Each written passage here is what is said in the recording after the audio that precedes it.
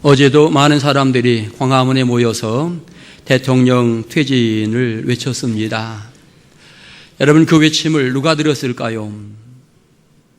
아마도 이 소식은 순식간에 전 세계 대부분의 나라들에게 전파되었을 것이고 전 세계 수많은 사람들이 이 소식을, 이 외침을 들었을 것입니다. 대한민국 국민이라면 대부분의 사람들이 여러 가지 경로를 통해서 이 외침을 들었을 것입니다. 대통령도 들었을 것이고요, 하나님도 들으셨을 것입니다. 참 생각해 보면 참 너무나 부끄러운 외침입니다. 수많은 사람들이 모이기 전에 좀 해결이 잘 되었더라면 좋았을 걸, 그런 생각해 보면서 또 다른 측면에 지금 우리는 국제적으로 망신을 당하고 있다, 그런 생각도 해보게 되어집니다. 여러분, 우리 인생은 미련한 존재입니다. 어떤 큰 잘못을 하고도 때때로 자기가 잘못한 것을 깨닫지 못하는 그와 같은 존재인 것입니다.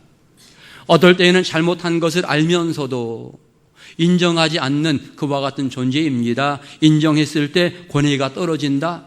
여러분, 잘못한 사람은 이미 권위가 떨어진 것입니다. 떨어질 권위가 더 이상 없는 겁니다. 그렇기 때문에 잘못했을 때에는 반드시 인정을 해야 하는 것입니다. 여러분, 사람은 굉장히 완악한 존재입니다. 때때로 어떤 한 사람이 특별한 잘못을 하게 될 때에 그 사람에게 내 죄까지 다 뒤집어 씌워서 그 사람 혼자 잘못한 것처럼 만드는 것이 우리 인간의 어떤 습성인 것입니다. 지금 대통령을 많은 사람들이 공격합니다. 공격받아야 맞지요. 그런데 정작 공격하는 사람들이 의로운 사람인가? 저는 아니라고 봅니다.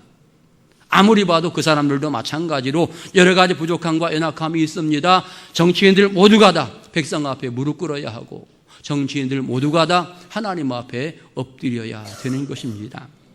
여러분, 많은 사람들이 착각합니다. 대통령 바꾸면 나라가 달라질 거다. 제가 보기에는 천만의 말씀, 바뀌지 않습니다. 뭐가 바뀌어야 됩니까?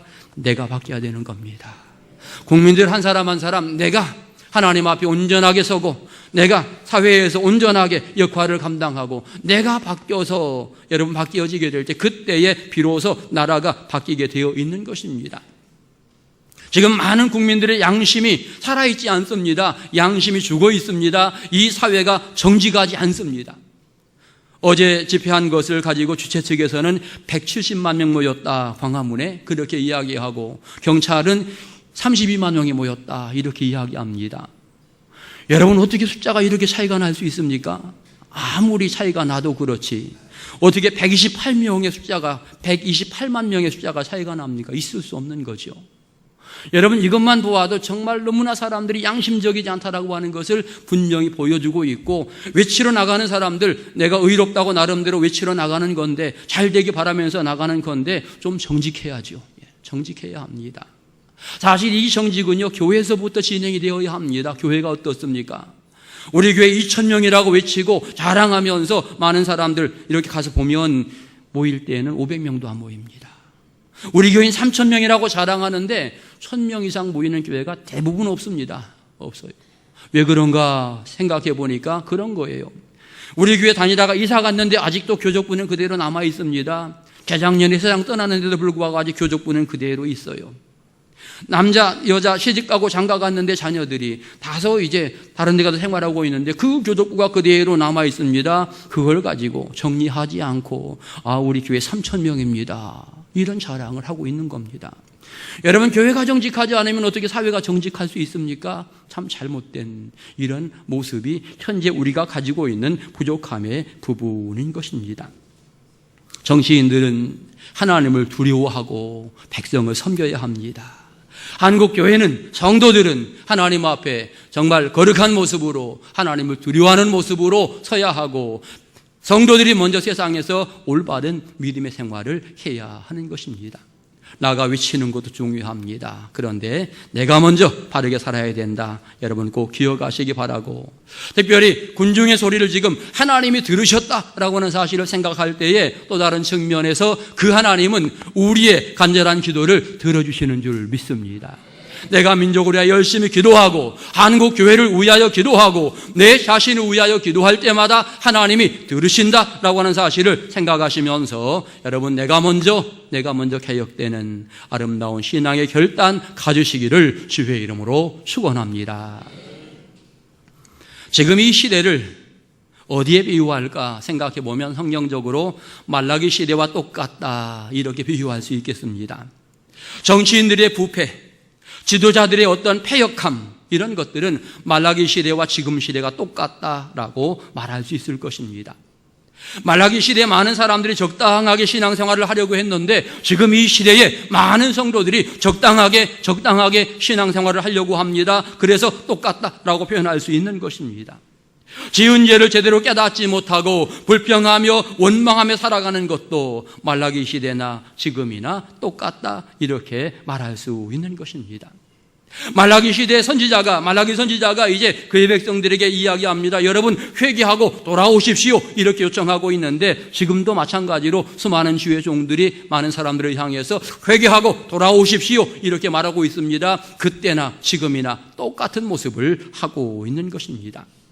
말라기 시대 수없이 많은 사람들이 이제는 정말 메시아가 필요합니다 생각하면서 메시아를 기다리고 있었습니다. 지금도 마찬가지죠. 우리에게 메시아가 필요한 것입니다. 많은 사람들이 메시아를 기다리고 있는 이와 같은 모습을 가지고 있는 것입니다.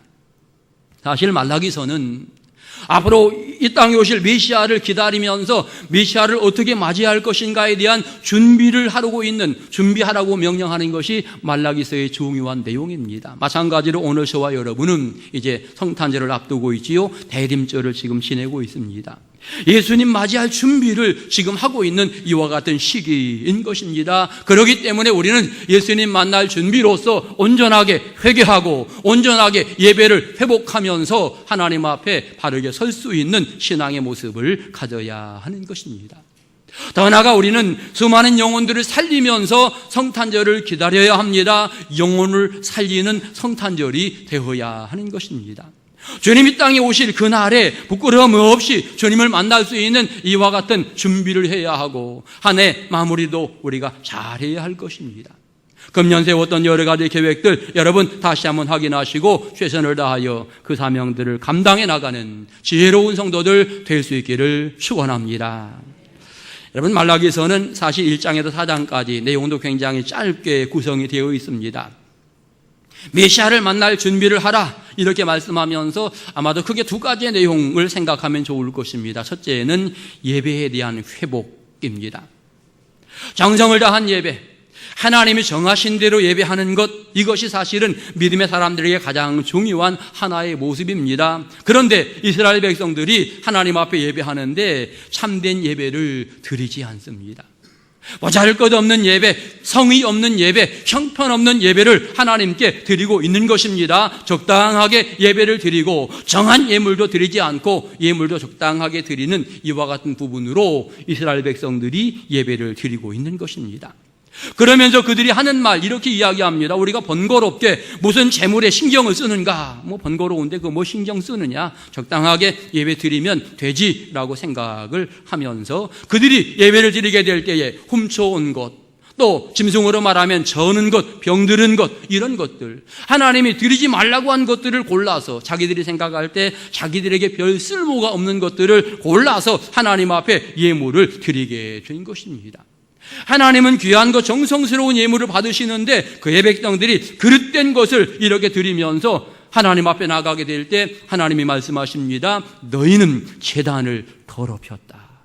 너희는 나의 거룩한 이름을 더럽혔다라고 지적을 하고 있는 것이 여러분 말라기서의 중요한 내용인 것입니다. 심지어는 그의 백성들 스스로가 하나님 앞에 서원한 것이 있는데 서원한 것조차도 온전하게 지키지 않고 바꾸어서 자기 편의주의에 따라서 자기가 편한 대로 예배 생활을 진행해 나가는 이와 같은 모습을 가지게 될 때 말라기 선지자는 강조합니다. 예배 회복이 중요하다. 예배가 회복되는 것이 메시아를 만날 수 있는 소중한 방법이다라고 하는 것을 아주 분명히 말씀하고 있는 것입니다. 그리고 두 번째로 또 강조하는 것은 하나님의 말씀이 회복되어야 한다. 말씀에 대한 회복을 강조하고 있는 것입니다.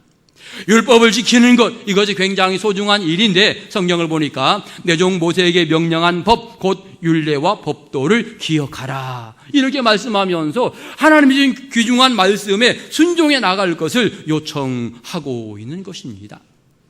당시에 하나님의 귀중한 말씀을 가르치던 제사장들, 이들이 하나님 말씀을 제대로 올바르게 가르치지 않았습니다. 제사장들조차도 하나님 말씀대로 살지 않았고 거스르면서 여호와의 길을 따르지 않았던 이와 같은 상황이었습니다.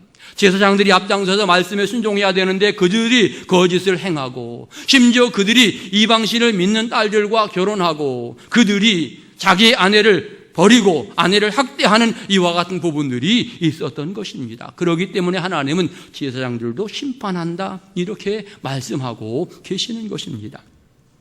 하나님과 온전한 관계가 유지되어야 되겠는데 바로 그를 위해서 예배의 회복이 필요하고 바로 하나님의 귀중한 말씀에 회복이 필요하다라고 하는 사실을 확실히 말씀하고 있는 것입니다.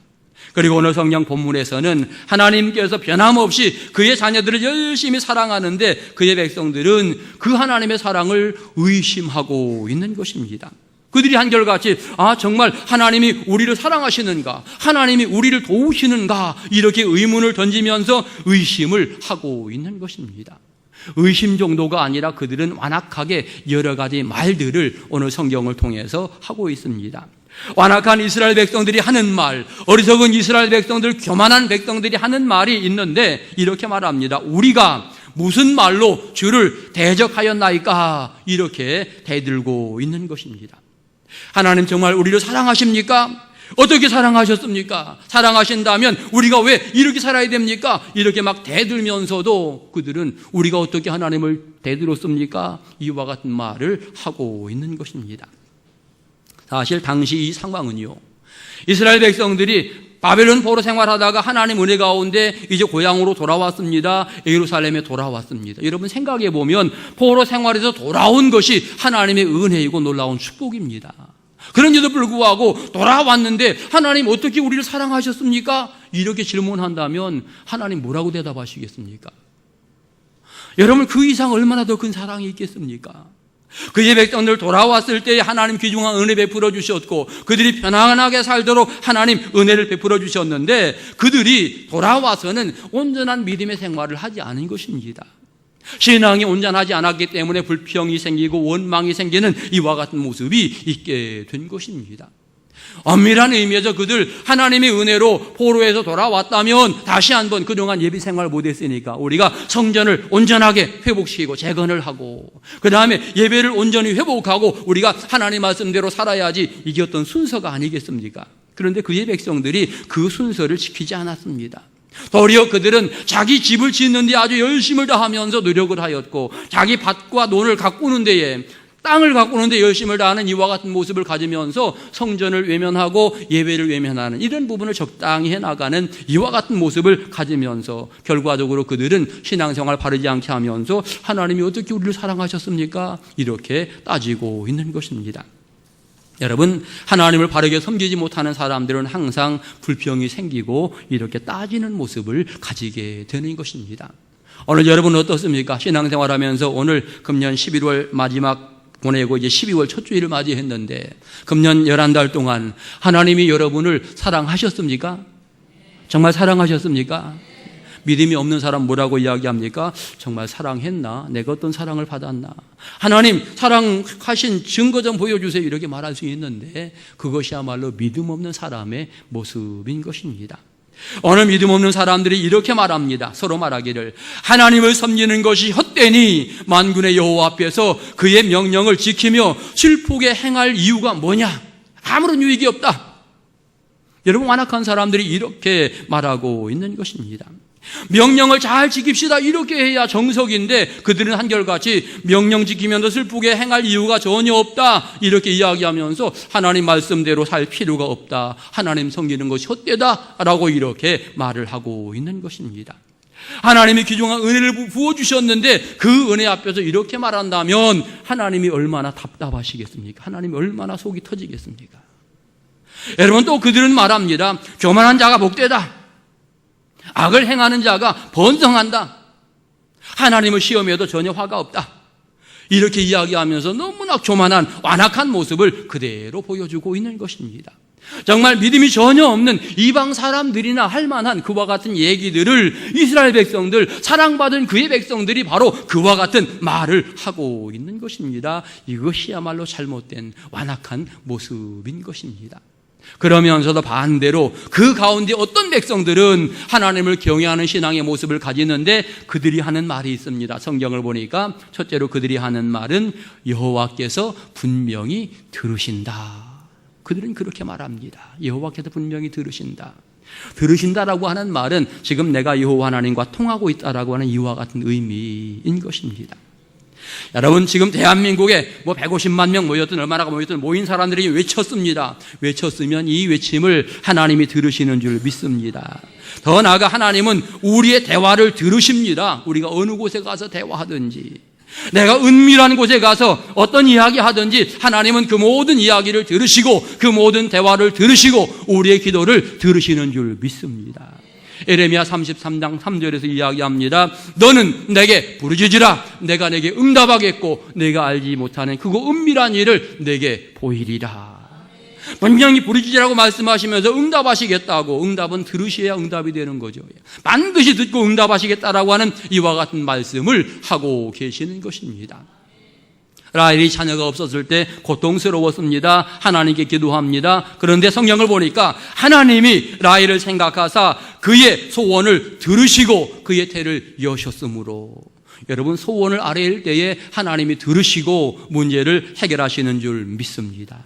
민수기 11장 1절에서는 이렇게 설명합니다. 여호와께서 들으시기를 백성이 악한 말로 원망하며 여호와께서 들으셨고, 원망하는 이야기도 하나님이 다 들으신다라고 하는 사실을 말씀하고 있는 것입니다.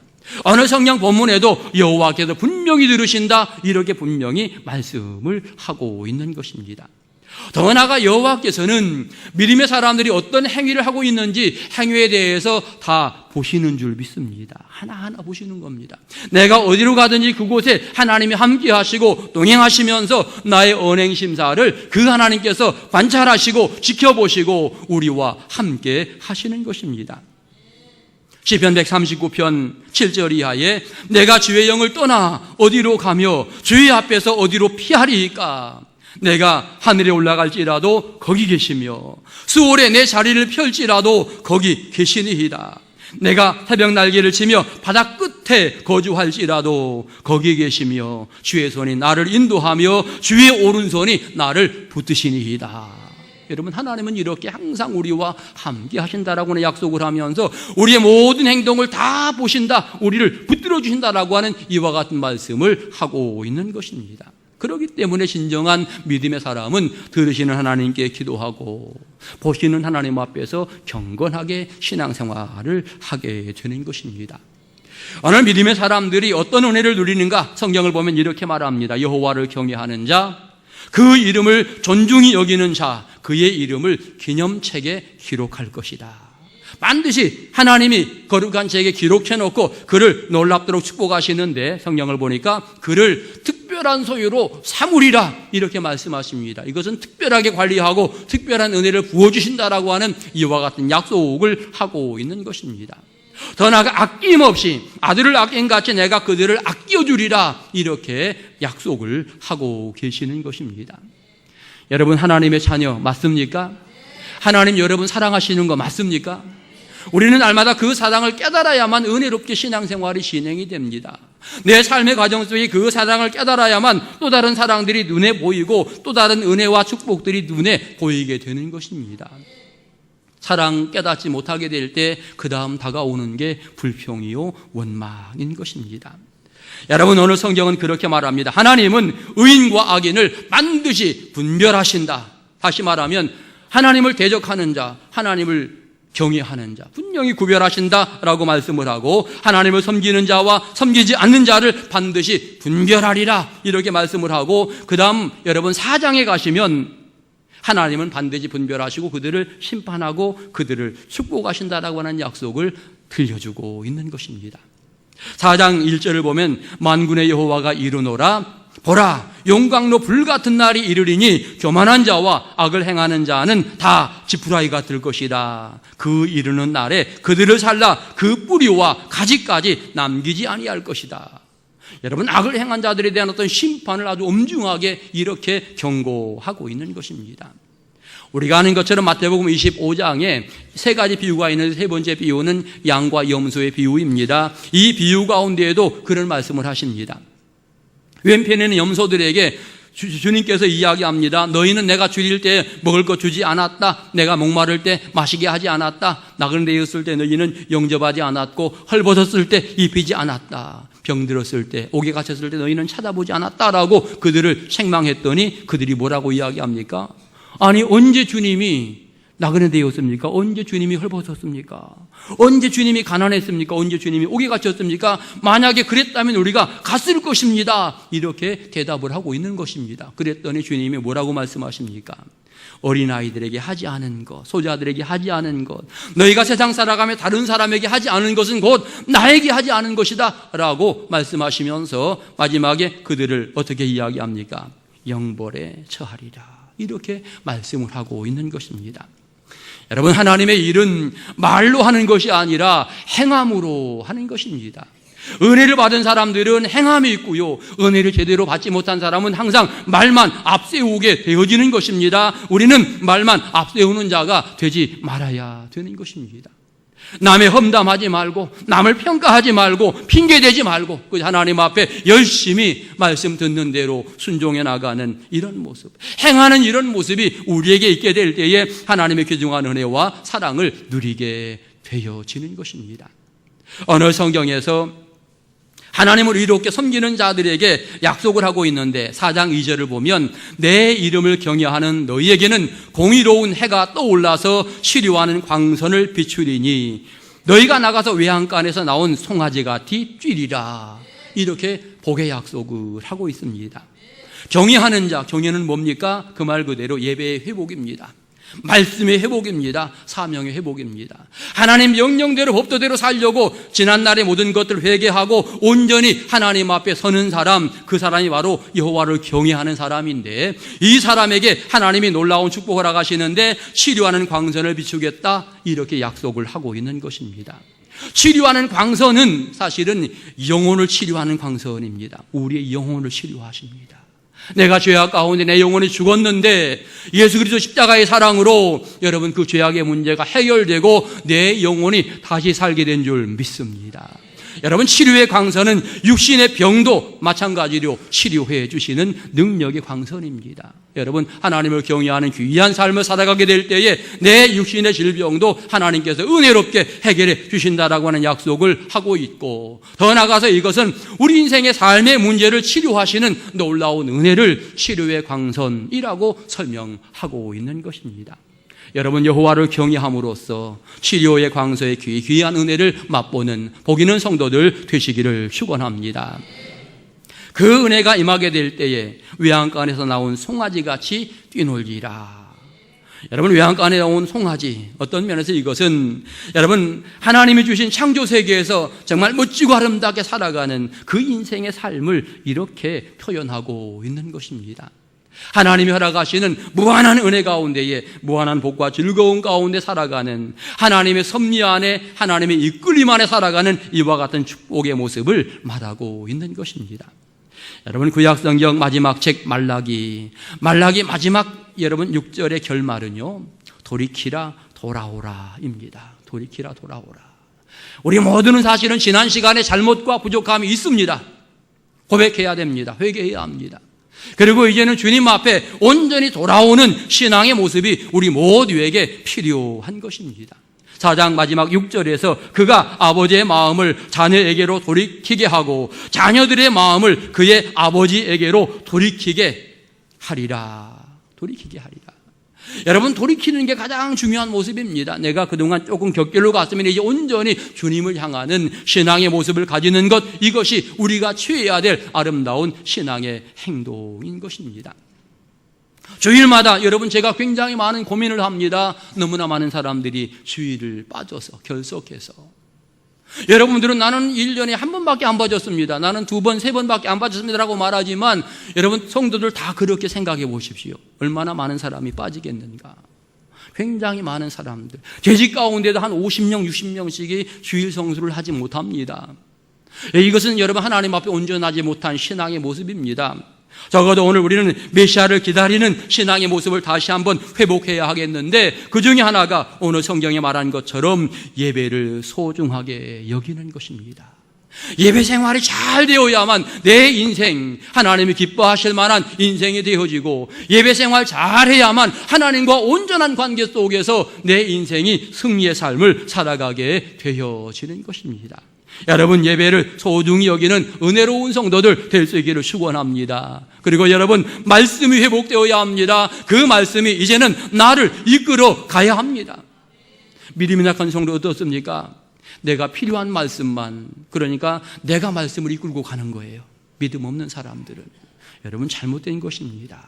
하나님의 말씀이 나를 이끌어가고 하나님 말씀하실 때 내가 거기에 순종하는 것이 은혜의 모습입니다. 어떤 분들은요 주일 오후 예배 다른 예배 참석 안 하면 어떻습니까? 당연하게 생각합니다. 상황 따라 못할 수 있지요. 당연하게 생각합니다. 여러분 그것은 내가 말씀을 이끌어가는 거예요.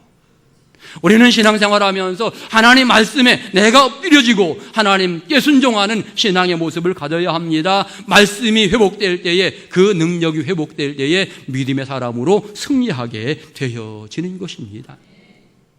더 나아가서 우리가 그와 같은 은혜를 받았다면 이제 우리는 또 다른 사람들이 하나님 앞에 돌아오도록 하는 이 역할도 우리가 함께 감당해 나가야 하는 것입니다. 말라기서의 가장 마지막의 주제는 돌아오라 회개하라입니다.